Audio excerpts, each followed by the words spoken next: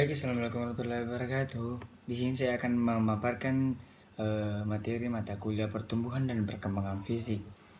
Jadi sebelum kita melangkah ke materi, sebelumnya saya akan memperkenalkan diri. Perkenalkan, saya Muhammad Bintan Putra, NIM 2001301500079. Pendidikan Jasmani Kesehatan Rekreasi kelas B, Fakultas Ilmu Keolahragaan Universitas Negeri Makassar. Konsep psikologi perkembangan. Psikologi perkembangan merupakan cabang dari psikologi. Secara etimologi, psikologi berasal dari kata fisik dan logos. Fisik berarti jiwa atau ruh, sedangkan logos berarti ilmu. Jadi secara etimologis, psikologi adalah ilmu yang mempelajari jiwa atau ruh. Seiring dengan berkembangnya ilmu ilmiah, definisi psikologi mulai dipertanyakan sebagai sebuah ilmu jiwa. Hal ini karena jiwa soul memiliki konsep yang terlalu abstrak, sedangkan ilmu pengetahuan menghendaki objeknya dapat diamati, dicatat, dan diukur. Para ilmu di bidang ini mencoba mengkaitkan jiwa atau ruh di sini dengan proses sensorimotorik, yaitu pemrosesan rangsangan-rangsangan yang diterima oleh saraf-saraf indera atau sensoris di otak sampai terjadinya reaksi berupa gerakan otot atau motoris maupun sekresi kelenjar-kelenjar.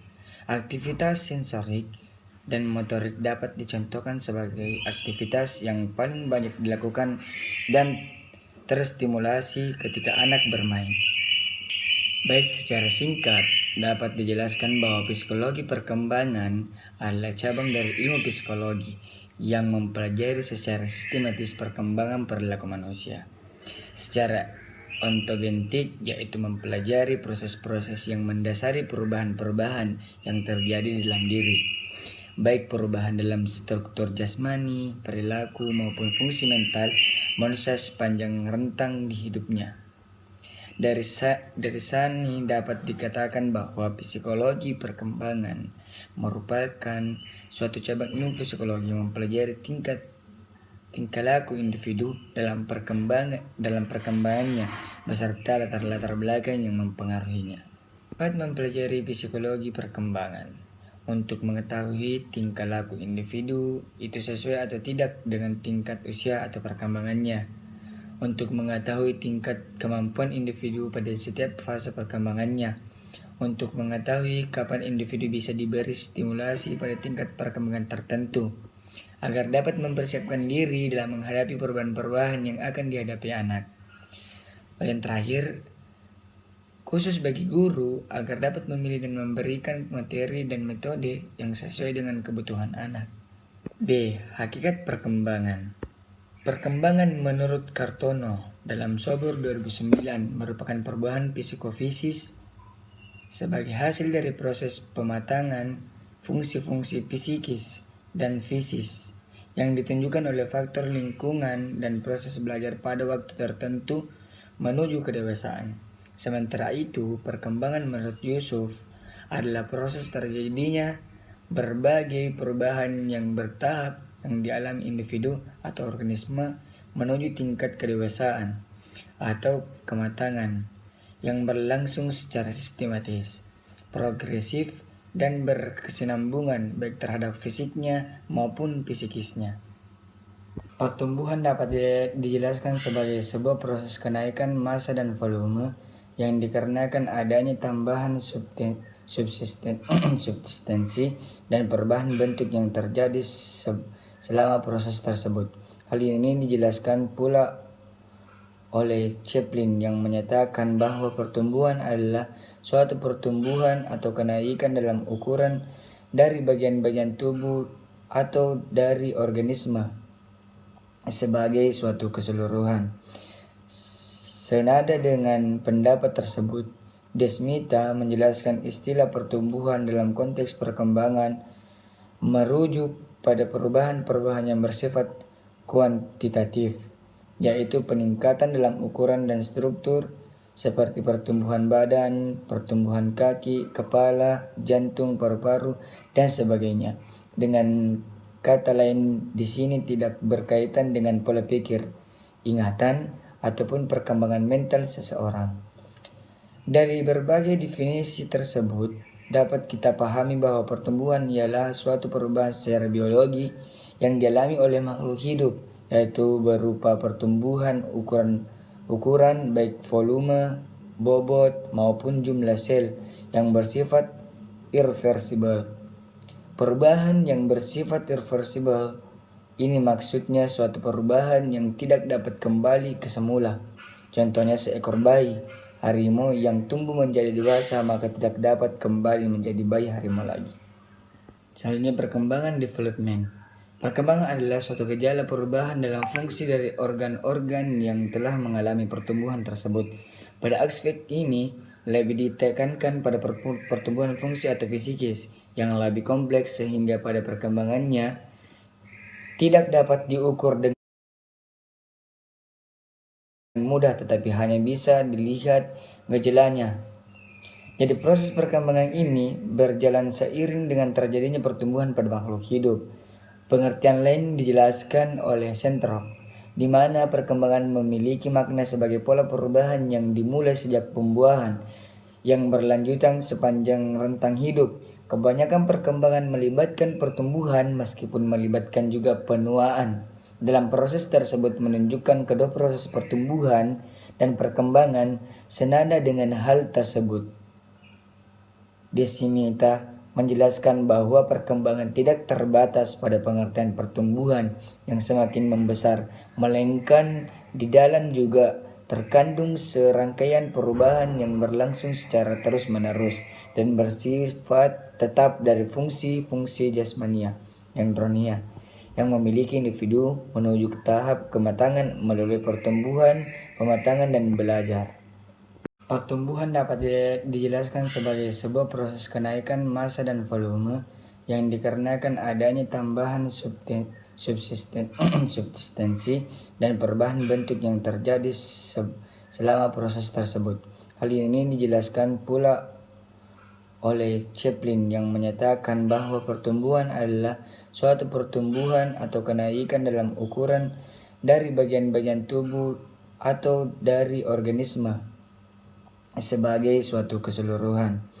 Senada dengan pendapat tersebut, Desmita menjelaskan istilah pertumbuhan dalam konteks perkembangan merujuk pada perubahan-perubahan yang bersifat kuantitatif, yaitu peningkatan dalam ukuran dan struktur seperti pertumbuhan badan, pertumbuhan kaki, kepala, jantung, paru-paru, dan sebagainya. Dengan kata lain, di sini tidak berkaitan dengan pola pikir, ingatan, ataupun perkembangan mental seseorang. Dari berbagai definisi tersebut, dapat kita pahami bahwa pertumbuhan ialah suatu perubahan secara biologi yang dialami oleh makhluk hidup, yaitu berupa pertumbuhan ukuran baik volume, bobot, maupun jumlah sel yang bersifat irreversibel. Perubahan yang bersifat irreversibel ini maksudnya suatu perubahan yang tidak dapat kembali ke semula. Contohnya seekor bayi harimau yang tumbuh menjadi dewasa maka tidak dapat kembali menjadi bayi harimau lagi. Kematangan, perkembangan yang dialami adalah pertumbuhan fisik dan mental. Namun kenyataannya, seiring kita jumpa orang-orang yang matang secara fisik atau usia, tetap mentalnya tidak matang. Orang yang tidak dewasa atau tidak matang bisa menghambat pertumbuhan orang yang berada di sekitarnya. Dapat dipahami bersama bahwa kita tidak hanya bisa berpikir bahwa perkembangan sebagaimana dihasilkan oleh proses-proses biologis, kognitif, dan sosial-emosional yang paling mempengaruhi, tetap juga oleh kedewasaan dan pengalaman yang mempengaruhi kedewasaan atau kematangan. Ialah urutan perubahan yang teratur yang dijelaskan oleh cetak biru genetik yang kita miliki masing-masing, yang ditandai dengan bertahan untuk tidak impulsif, mengendalikan emosi, mampu berespon secara kalem dalam situasi frustasi, mampu mengelola stres secara efektif, mengendalikan emosi negatif, dan bertindak secara konstruktif untuk mencari penyelesaian. mampu menenangkan orang lain di samping menenangkan diri sendiri. Selanjutnya, perubahan. Konsep perubahan dalam perkembangan di sini menjelaskan bahwa setiap perubahan yang ada dalam diri individu, baik dalam hal bentuk fisik, pola pikir maupun kedewasaan itu sendiri, adalah bagian penting yang mau tidak mau akan dilalui oleh setiap manusia. Sebagai sesuatu yang berkesinambungan, interaksi dinamis antara kekuatan dari dalam atau luar individu yang bisa jadi akan menghasilkan perubahan, tetapi perubahan tersebut belum tentu teratur, sistematis, atau bahkan perubahan itu menuju ke arah yang benar. Tujuan perubahan menurut Desmita, bahwa perubahan-perubahan dalam perkembangan bertujuan untuk memungkinkan orang menyesuaikan diri dengan lingkungan di mana ia hidup. Terdapat 4 bentuk perubahan menurut Deswita, yaitu 1. Perubahan dalam ukuran besarnya. 2. Perubahan-perubahan dalam proporsinya. Yang ketiga, hilangnya bentuk atau ciri-ciri lama. Yang keempat, timbulnya atau lahirnya bentuk atau ciri-ciri baru. C. Faktor-faktor yang mempengaruhi perkembangan.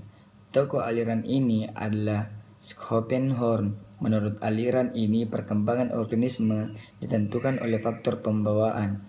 Aliran ini mengemukakan bahwa manusia yang baru dilahirkan telah memiliki bakat dan pembawaan baik karena berasal dari keturunan orang tuanya maupun karena memang ditakdirkan demikian.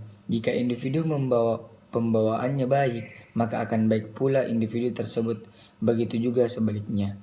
Menurut aliran ini, pendidikan tidak dapat diubah dan senantiasa berkembang dengan sendirinya. Selanjutnya, aliran empirisme.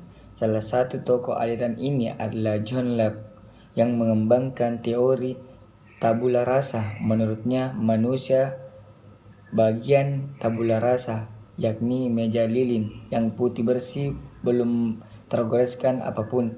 Mau dijadikan gambar-gambar apa saja meja lilin tersebut, terserah pelukisnya. Meja lilin ini diberatkan sebagai bayi yang baru lahir yang akan berkembang, sedangkan pelukis adalah lingkungan yang akan membentuk jadi apapun anak yang baru lahir ini.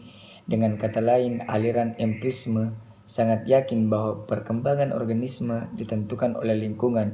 Bahkan J.B. Watson yang terkenal sebagai behaviorist dari Amerika Serikat pernah sesumber, "Beri aku bayi, lalu mintalah kepada aku, mau dijadikan apapun bayi itu, mau dijadikan dokter, lawyer, guru, bahkan dijadikan kriminal, mintalah kepada aku." Selanjutnya, aliran konvergensi. Tokoh aliran konvergensi adalah William Strand. Aliran ini meyakini bahwa baik faktor pembawaan maupun faktor lingkungan sama penting bagi pertumbuhan organisme. Dengan kata lain, aliran ini mempercayai bahwa faktor yang mempengaruhi perkembangan manusia tidak hanya berasal dari lingkungan atau pengalaman saja ataupun pembawaan saja, tetapi dipengaruhi oleh keduanya. Faktor pengalaman tidak berarti apa-apa tanpa faktor pengalaman, begitu juga sebaliknya. Perkembangan yang jika ada kombinasi dari fasilitas yang diberikan oleh lingkungan dan potensial kodrati, anak bisa mendorong berfungsinya segenap kemampuan anak. Selanjutnya D. Prinsip perkembangan. Pada dasarnya, setiap fase perkembangan satu dengan lain saling berkaitan erat. Hal ini membuktikan bahwa manusia merupakan satu kesatuan yang utuh. Adapun tujuan perkembangan adalah untuk menjadikan individu manusia dewasa yang mandiri. Selanjutnya, prinsip-prinsip perkembangan. 1. Perkembangan tidak terbatas pada pertumbuhan secara fisik, namun mencakup rangkaian perubahan yang bersifat progresif, teratur, koheren, dan berkesinambungan. Yang kedua, perkembangan selalu menuju proses diferensi. Dan ketiga, perkembangan dimulai dari respon-respon yang sifatnya umum menuju khusus. Yang keempat, setiap orang akan mengalami tahapan perkembangan yang berlangsung secara berantai. Dan yang terakhir, setiap individu mempunyai tempo kecepatan perkembangannya sendiri-sendiri. Selain dijelaskan di atas, terdapat pula beberapa konsep lain tentang prinsip-prinsip yang menyertai dalam pertumbuhan dan perkembangan yang ada sebagaimana berikut. Perkembangan melibatkan perubahan. Perkembangan diartikan sebagai deretan progresif dari perubahan yang teratur dan koheren. Maksudnya, perubahan yang terjadi terarah, maju, dan menunjukkan adanya hubungannya nyata antara perubahan yang terjadi, baik telah mendahului atau perubahan yang akan mengikutinya. Menurut para ahli, menurut Maslow dalam Hurlock, tujuan perubahan perkembangan adalah upaya untuk menjadi orang terbaik secara fisik dan mental, atau aktualisasi diri. Namun berhasil tidaknya mencapai tujuan tersebut tergantung pada hambatnya yang dihadapinya. Bagaimana cara menanggulanginya? Hambatan-hambatan datang dari lingkungan dan diri sendiri. Beberapa ahli juga mengutarakan pendapatnya, diantaranya Milton dalam Hurlock menyatakan bahwa masa ke-anak meramalkan masa dewasa sebagaimana lagi pagi hari meramalkan hari baru. Glock dalam Hurlock menyimpulkan bahwa remaja yang berpotensi menjadi anak nakal dapat diidentifikasi sedini usia 2 atau 3 tahun karena perilaku antisosialnya. Selanjutnya, Erikson dalam Hurlock juga menyimpulkan bahwa masa kanak-kanakan merupakan gambaran awal manusia sebagai manusia, tempat di mana kebaikan dan sifat buruk akan berkembang mewujudkan diri meskipun lambat tetapi pasti. Ia juga menerangkan apa yang akan mempelajari seorang anak tergantung bagaimana orang tua memenuhi kebutuhan anak akan makan, perhatian, cinta kasih. Perkembangan awal lebih kritis daripada perkembangan selanjutnya. Sebuah kenyataan menunjukkan bahwa tahun-tahun pertama sekolah merupakan saat yang kritis bagi perkembangan anak. Perkembangan merupakan hasil proses kematangan dari belajar. Ciri perkembangan fisik dan mental sebagai berasal dari proses kematangan intrinsik dan sebagian berasal dari latihan dan usaha individu. Proses kematangan intrinsik adalah terbukanya karakteristik yang secara potensial ada pada individu yang berasal dari warisan genetik.